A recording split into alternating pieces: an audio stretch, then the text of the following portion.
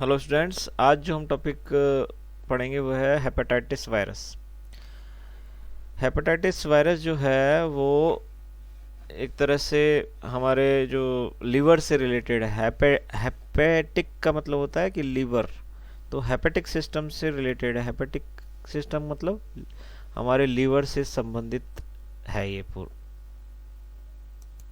ये लीवर को इन्फेक्ट करता है, कहने का मतलब है। यदि हम इसकी हेपेटाइटिस वायरस की बात करते हैं तो अभी तक इसके 5 जो वेरिएंट हैं वो खोजे जा चुके हैं। छठा भी खोजा जा चुका है, लेकिन जो है उसका कॉजेटिव एजेंट जो है वो नहीं है। तो हेपेटाइटिस ए जो है, जिसको एच ए वी कहते हैं, हेपेटाइटिस ए वायरस, ये जो है फीसेस स्प्रेड यानी कि मल के द्वारा फैलता है। और हेपेटाइटिस बी जो वायरस है वो पेरेंटली ट्रांसमिटेड होता है। पेरेंटली का मतलब होता है कि पैतृक रूप से, यानी कि माता पिता को है किसी को तो बच्चों को होने की संभावना होती है। और ये ज़्यादा क्रॉनिक होता है, यानी कि ये थोड़ा ज़्यादा खतरनाक होता है।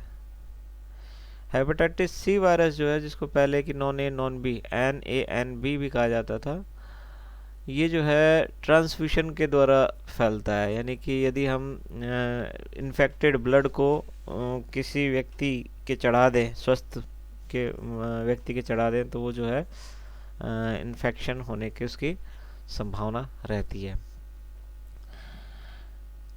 ये जो है अगला जो है हेपेटाइटिस डेल्टा वायरस। ये जो हेपेटाइटिस बी जिसको होता है उसके डेल्टा होने की संभावना होती है।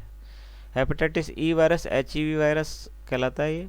और ये वाटर बोर्न इन्फेक्शन होता है कि पानी के द्वारा, गंदे पानी के द्वारा ये फैलता है। ठीक है। जो हेपेटाइटिस जी वायरस है वो अभी फिलहाल ही खोजा गया है। सारे जो वायरस हैं हेपेटाइटिस के वो RNA वायरस है, एक सिर्फ बी को छोड़कर। यानी कि बी जो है वो DNA वायरस है, बाकी के जो है ACDEG ये सारे सारे जो है RNA वायरस है, रिट्रो वायरस है ये। ठीक है। हम यहाँ पर मुख्यतः हेपेटाइटिस ए के बारे में बात करेंगे। हेपेटाइटिस जो ए है वो HAV वायरस कहलाता है। और ये जो है मल के द्वारा फैलता है, या फिर HAV से कंटामिनेटेड जो फूड है उसके द्वारा ये फैलता है। कि ऐसा जो है जिसमें कि पहले से ही जो है हेपेटाइटिस ए वायरस मौजूद है, वो यदि फूड खाते हैं तो उसके द्वारा भी ये हो सकता है। इसके जो है, ये जो है कंटामिनेटेड वाटर में से जो शेलफिश ली जाती हैं उनसे भी इसका फैलने का खतरा रहता है। शेलफिश जो होती हैं कोस्टल जो रीजन होता है वहाँ पर खाई जाती है। और इसका जो इंक्यूबेशन पीरियड होता है 18 से 45 दिन का होता है। इसके अंदर जो है 2 सप्ताह के भीतर इम्यूनोग्लोबिन्स बनना चालू हो जाते हैं। यानी कि एंटीबॉडी जो है 2 सप्ताह के भीतर, इसमें 2 सप्ताह बाद बनना चालू होती हैं, कहने का मतलब ये है। अब यदि इसके सिम्टम्स की बात करते हैं तो ये जो है नॉन जॉन्डिस टाइप का होता है, एसिम्टोमेटिक प्रकार का होता है। एनिक्टेरिक टाइप का जो है, मतलब इसमें पीलिया वाले लक्षण नहीं आते हैं। साथ ही इसमें जो है बुखार रहता है, हल्का बुखार रहता है। और अपर रेस्पिरेटरी ट्रैक इन्फेक्शन इसमें पाया जाता है, कि जो गले में जो है इन्फेक्शन होगा, साथ ही साथ जो है हल्का बुखार भी होगा। अनोरेक्सिया मतलब कि अरुचि जैसा मन रहेगा, इंडाइजेशन रहेगा, खाना जो है पचेगा नहीं, नोजिया जैसा होगा, उल्टियों जैसा मन, जी मिचलाना जिसे कहते हैं। और जो स्मोक या किसी भी दुर्गंध या बदबू या स्मेल जो होती है उससे जो है बहुत तेज जो है घृणा रहती है इसमें। यदि कोई आसपास सिगरेट पी रहा है, बीड़ी पी रहा है, तो उसकी बहुत तेज गंध आती है। साथ ही यदि कोई और भी कोई ऑर्डर है, मान लीजिए कोई स्मेल है, तो उसके प्रति भी इसको जो है व्यक्ति को घृणा होती है।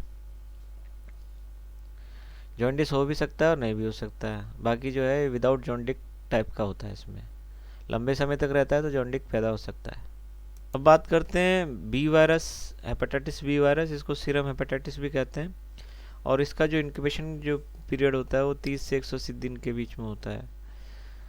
इसको क्रोनिक हेपेटाइटिस भी कहते हैं, क्योंकि ये जो है थोड़ा मतलब जानलेवा होता है, इसलिए इसको क्रोनिक हेपेटाइटिस भी कहा जाता है। Acute hepatitis B, chronic hepatitis, ये भी जो है कहलाता है। हेपेटाइटिस बी का जो है इन्फेक्शन यदि बढ़ता जाता है तो इसमें जो है कार्सिनोमा भी डेवलप हो जाता है। पहले जो है इस तरह का लीवर दिखाई देता है क्रोनिक हेपेटाइटिस में, फिर इसका किरोसिस हो जाता है जिसमें क्षरण कहते हैं जिसको कि, या फिर जो है जो टिश्यू है, लीवर का जो टिश्यू है डैमेज होने लग जाता है, और उसके बाद जो इसमें फफोले जैसे बन जाते हैं, या कहें तो कार्सिनोमा, या जो है लीवर का कैंसर भी इसमें हो सकता है। हेपेटाइटिस बी के वायरस के स्ट्रक्चर की बात करते हैं तो ये जो है डीएनए वायरस है, और इसमें जो है 4 ओवरलैपिंग जीन पाए जाते हैं। एक होता है एस जीन, पी जीन, तीसरा होता है सी जीन और एक्स जीन। एस जीन जो होता है वो सरफेस एंटीजन को ट्रांसक्राइब करता है। पी जीन है जो पॉलीमरेज, डीएनए पॉलीमरेज को ट्रांसक्राइब करता है। सी जीन जो है न्यूक्लियोकैप्सिड प्रोटीन बनाता है, और जो एक्स जीन है ये नॉन पार्टिकुलेट जो है प्रोटीन बनाता है। ये इसकी संरचना है, ठीक है। ये जो है इसका डीएनए का एक तरह से न्यूक्लियर मटेरियल है, साथ ही इसमें डीएनए पॉलीमरेज है, ठीक है, न्यूक्लियोकैप्सिड है, और इसमें जो है एस प्रोटीन जो हम बात कर रहे थे इधर की तरफ, जो कि सरफेस एंटीजन, ये ठीक है। तो ये जो है एक स्ट्रक्चर है इसकी। ट्रांसमिशन जो है ब्लड ट्रांसफ्यूशन के द्वारा ट्रांसमिशन होता है, यानी कि ब्लड जो है यदि इन्फेक्टेड ब्लड किसी व्यक्ति को, स्वस्थ व्यक्ति को चढ़ा दिया जाए तो उसमें हेपेटाइटिस बी होने के चांस रहते हैं। साथ ही साथ जो लोग ड्रग एडिक्टेड रहते हैं, इंट्रावेनस ड्रग एडिक्टेड रहते हैं, यानी कि जो इंजेक्शन की सुई के द्वारा जो है ड्रग लेते हैं, नशा करते हैं, उनमें भी जो है हेपेटाइटिस बी होने का खतरा रहता है। इसमें जो है रीनल डायलिसिस के द्वारा इसको जो है ट्रीट किया जाता है। और साथ ही साथ जो हॉस्पिटल के वर्कर्स होते हैं वो भी यदि किसी हेपेटाइटिस बी से ग्रसित ब्लड के संपर्क में आते हैं तो वो भी इससे ग्रसित होने के चांस रहते हैं। मदर से बच्चे में होने के चांस रहते हैं, और सेक्सुअल कॉन्टैक्ट के द्वारा भी जो है हेपेटाइटिस बी होने की संभावना रहती है। हेपेटाइटिस बी के यदि हम सिम्टम्स की बात करते हैं तो ये जो है लूज ऑफ एपेटाइट, भूख का कम होना, डिस्पेप्सिया यानी कि अपच होना, एब्डोमेन पेन, पेट में दर्द रहना, एक्किंग मेलिस, वीकनेस, जोड़ों में जॉइंट्स में दर्द का रहना, जॉन्डिस, पीलिया होना, लाइट कलर स्टूल, मल का हल्के कलर का आना, डार्क यूरिन, हेप्टोमेगली और स्प्लेनोमेगली यानी कि लीवर का बड़ा हो जाना और स्प्लीन का भी बड़ा हो जाना। साथ ही साथ जो सर्वाइकल लिम्फ नोड्स हैं वो भी जो है बड़ी हो जाती है इसमें।